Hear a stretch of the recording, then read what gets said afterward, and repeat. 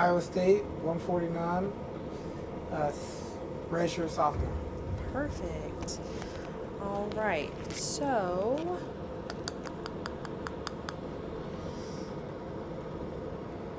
all right, Paniro, congratulations on capturing the Big 12 title.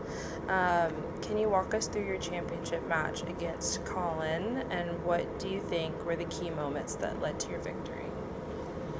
The key moments that led to my victory was one, I think, getting off the bottom right before the end of the first period, and then getting off the bottom again fast the next time, and then obviously the takedown right at the end of the match. And lastly, the ride out with the 20 seconds left. Those are the biggest key moments. Yeah. So, take me back to your mindset while you were competing. Was there anything that any like mantras that you were telling yourself, or was it purely just like, do your job and do it well? When I'm competing and I'm in a tournament, I try to just tell myself that like you're the best. In my head, I just say you're the best, and sometimes I even trick myself into think like trying to tell myself that guy know you're the best. So things like that kind of just help me. Yeah. And if they think that or not, I'm gonna just tell myself they think that. So Yeah, that's a great mindset to have. Reflecting on your season, leading into Big 12s, what were some pivotal matches or experiences that helped shape the wrestler that you are now? Going into the Big 12, probably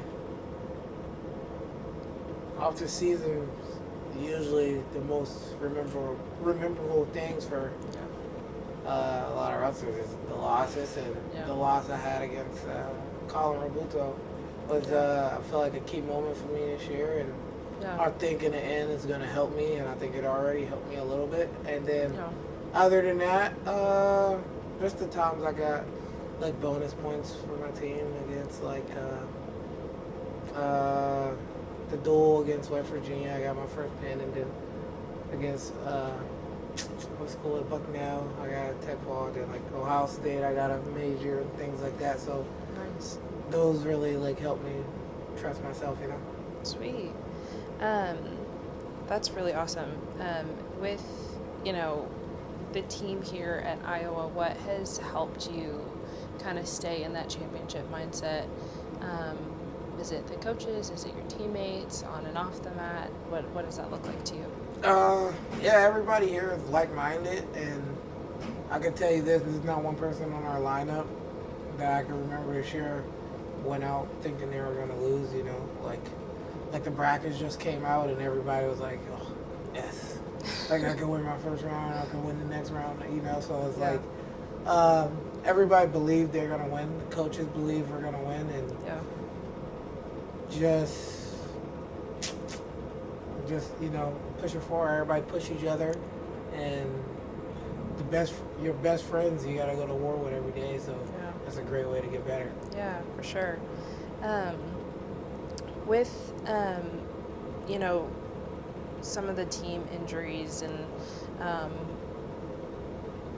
obstacles y'all have had to face, do you think that has made you closer as a team, or has it kind of still been like everybody stick to their own mindset, stay focused, or has it really allowed y'all to bond this season?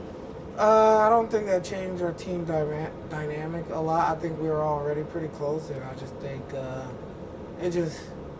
everybody was just ready to be next guy up. Dresser always talk about train like every guy, so we had a lot of guys that had to fill in, and then like me, I always felt like I was the guy, so wherever I'm at, and like other people, like people who had to fill in for people, they was planning on being the guy in the first place. So it's not like when people say like, well, this dude filled in for him. No, this dude was just planning on wrestling.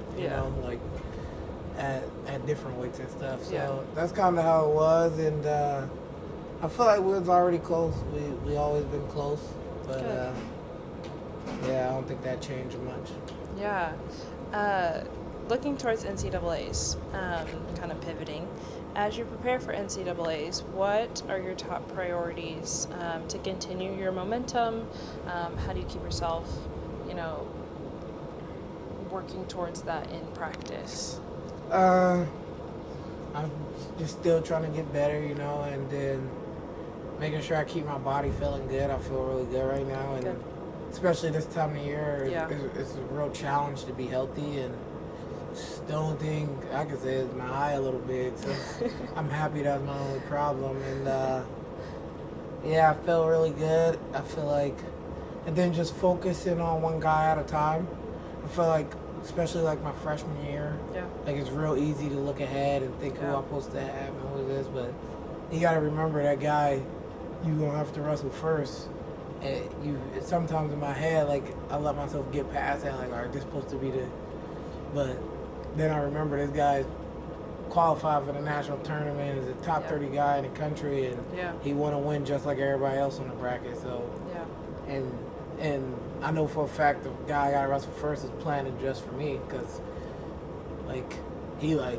what I got to do is beat him, and sometimes it's easy, especially when you're one of the top seeds, to think like, all right, who I'm going to have in the quarterfinals and who I'm going to have in the semifinals and who I'm going to have in the finals. So just trying to focus on the first round, I feel like that'll help me a lot. Good. Are there any aspects of your specific wrestling style that you're focused on refining over these next few weeks? Well, I guess over the next week.